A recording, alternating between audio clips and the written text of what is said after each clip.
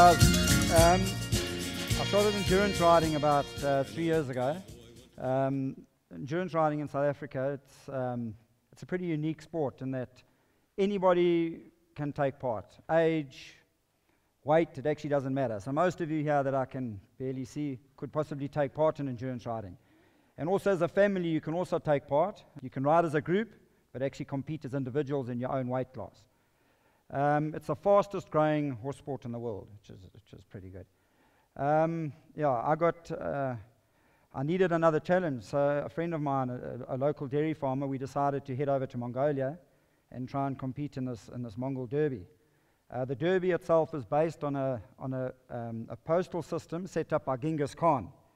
Over 800 years ago, he was emperor of Mongolia, and riders would travel over thousands of kilometers carrying the messages. Every 40 kilometers, they had to change a horse or hand over the message to a new rider, and they would continue. I think over 300,000 horses were used for this postal system alone.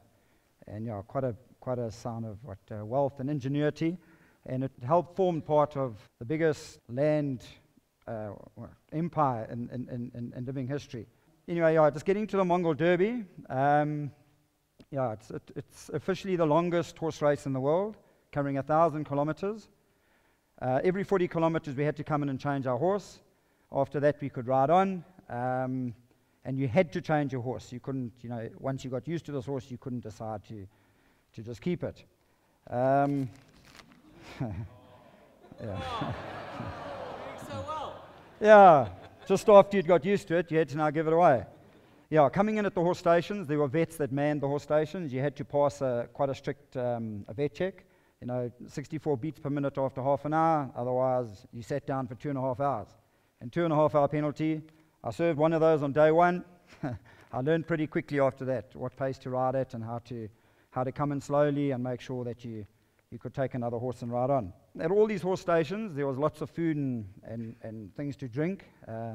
Unfortunately, the food was pretty hectic.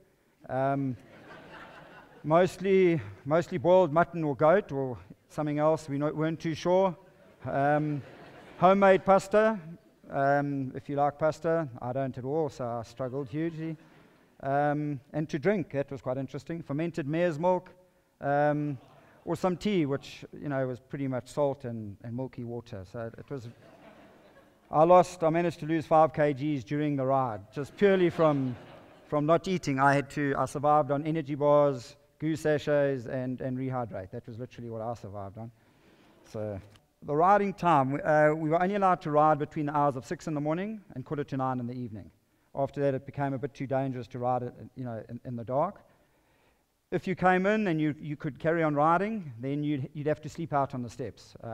Some of us, we decided to sleep at the horse stations. It was a lot safer. In the evenings, you had to look after your horse, tether it, hobble it. Some of those horses got pretty clever and they could sort of walk 2 to 3 kilometers with their hobbles on.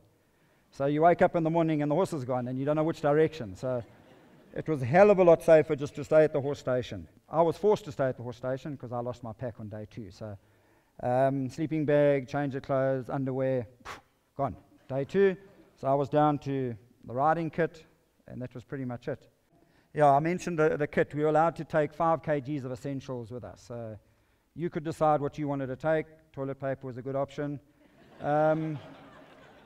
Yeah, sleeping bag would have been nice if I'd hung on to it, because that was obviously. So after that, I was relying on my good nature to try and borrow a blanket or a jacket from the local Mongolians.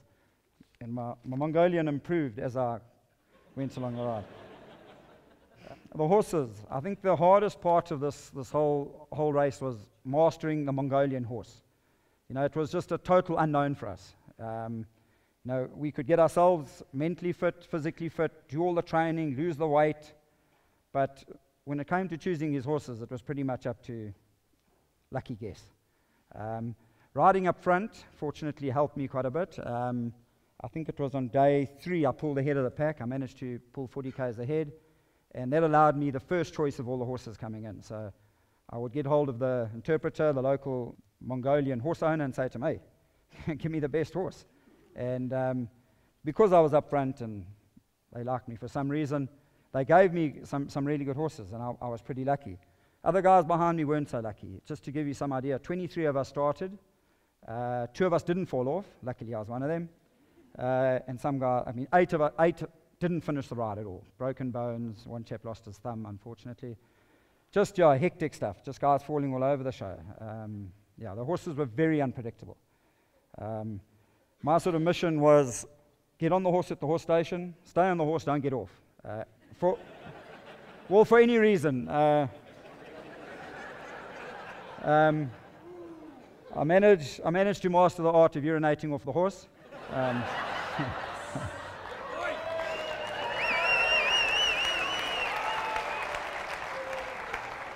I have to tell you, I was the only person that managed that. The girls struggled. After the 3rd day pulling ahead, I ended up riding for 4 days on my own. That was pretty hectic. Spent a lot of time missing the wife and the family back home and thinking about all different things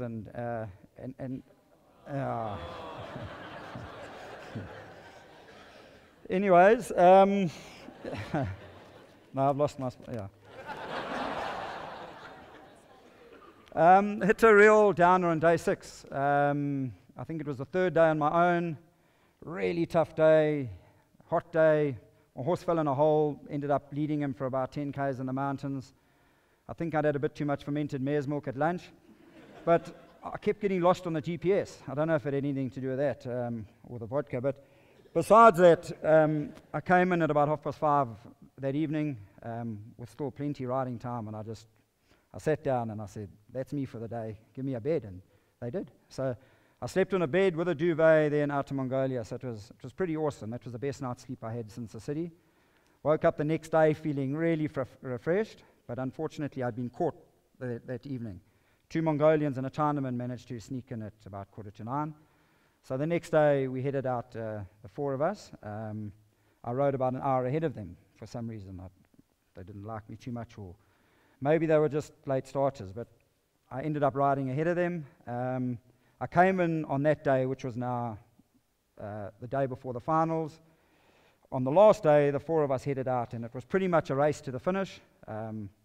Luckily, I beat the guys by 2 minutes. So pretty hectic.